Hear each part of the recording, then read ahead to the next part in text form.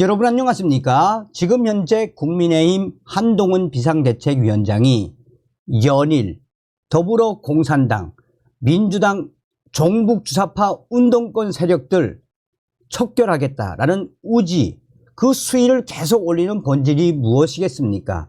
잘 아시는 것처럼 이번 총선은 저 더불어공산당, 종북주사파 운동권 세력들과 자유민주주의 세력들과의 대전쟁 아니겠습니까?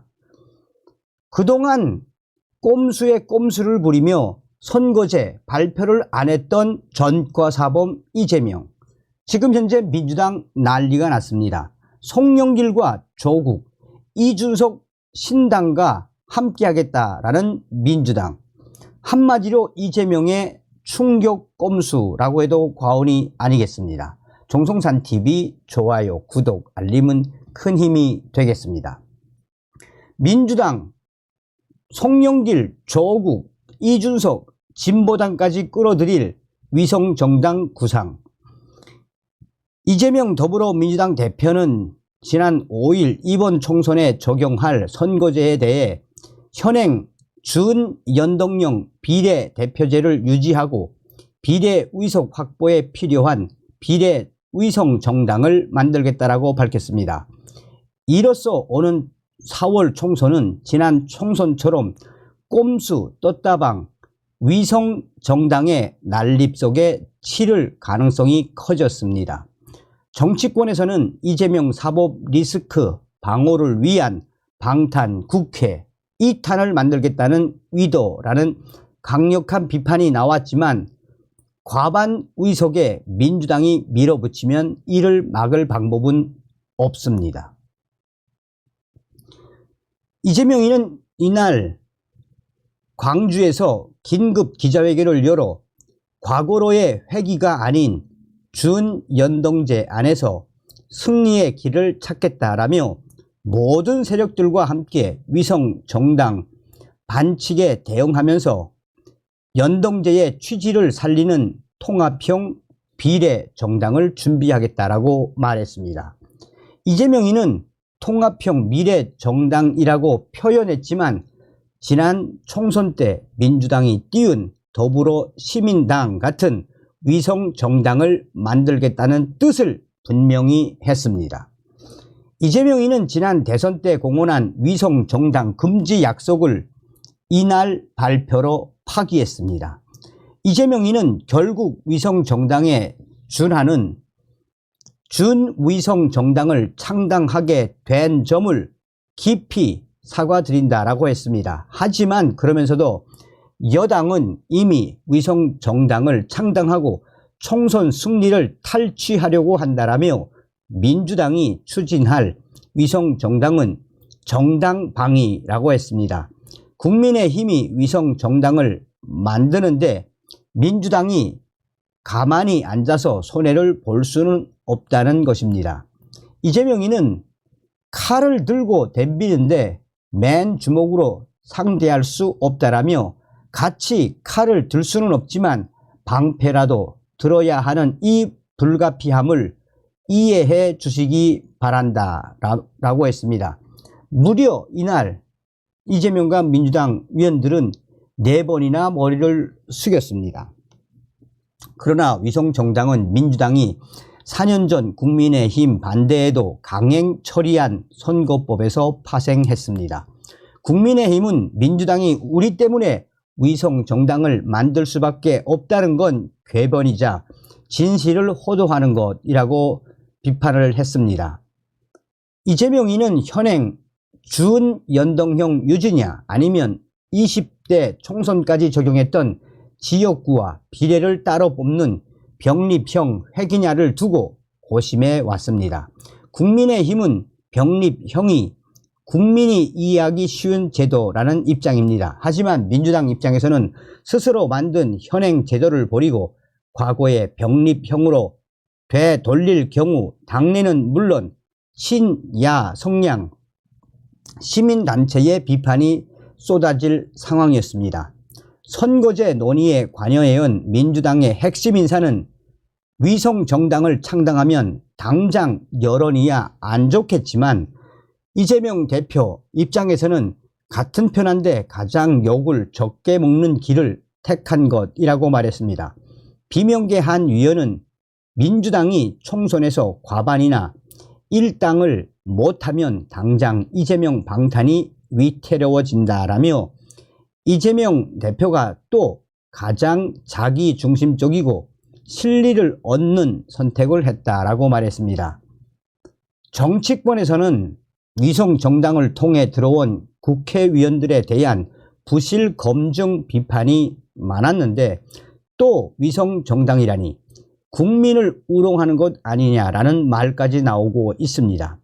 민주당 안에서 각종 논란을 일으킨 김홍걸, 신현영, 양이원영, 양정숙, 윤미향, 이수진 위원이 바로 위성정당 출신입니다.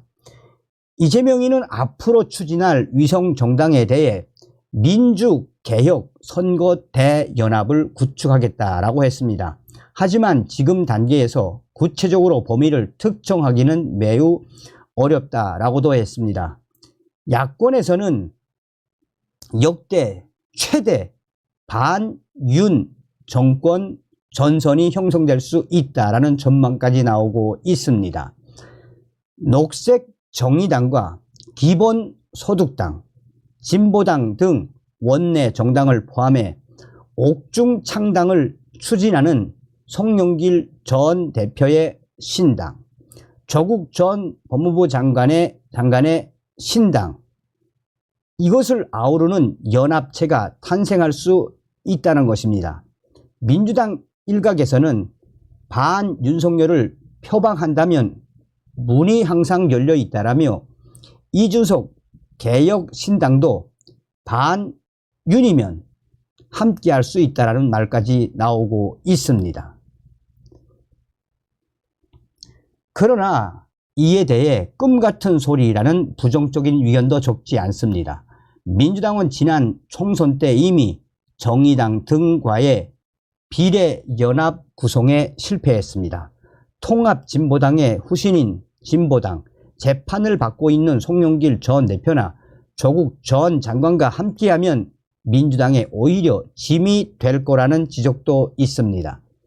민주당의 한 중진 의원은 거창하게 통합형 정당, 선거연합을 얘기하지만 결국 누가 당선권에 있는 비례 앞 순번을 갖고 가느냐 하는 싸움이라며 지난 총선 때처럼 민주당의 우호적인 소수 정당이 줄을 서서 비례 순번을 배정받는 방식이 될 가능성이 크다고 말했습니다. 지난 총선 때 영혜인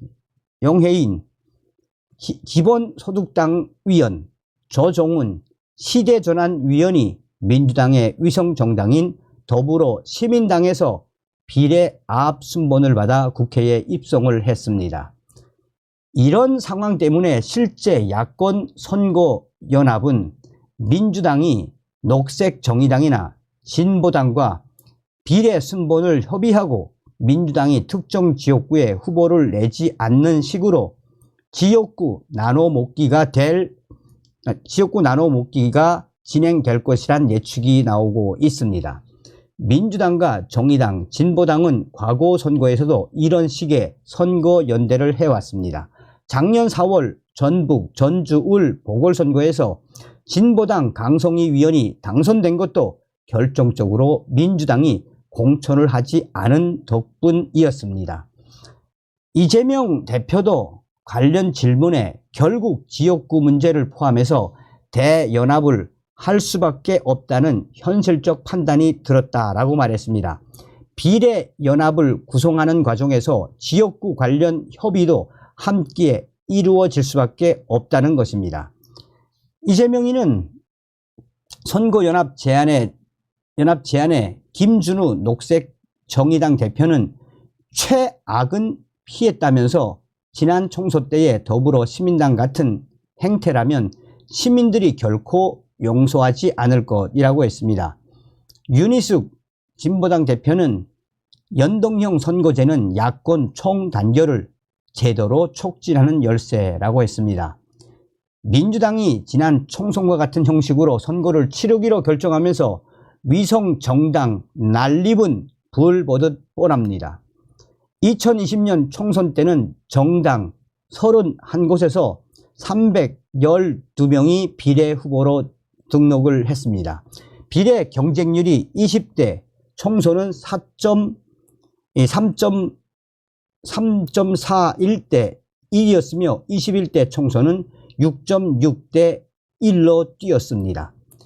비례 투표용지는 50cm에 육박했습니다. 비례 투표용지의 기호 순서는 당의 현역 위원수를 따릅니다.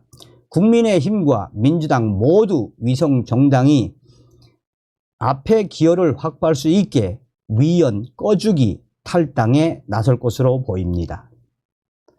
자세한 전과사범 이재명다운 꼼수가 바로 이런 결과를 만들어낸 거죠. 다음 시간에 뵙겠습니다. 멸공.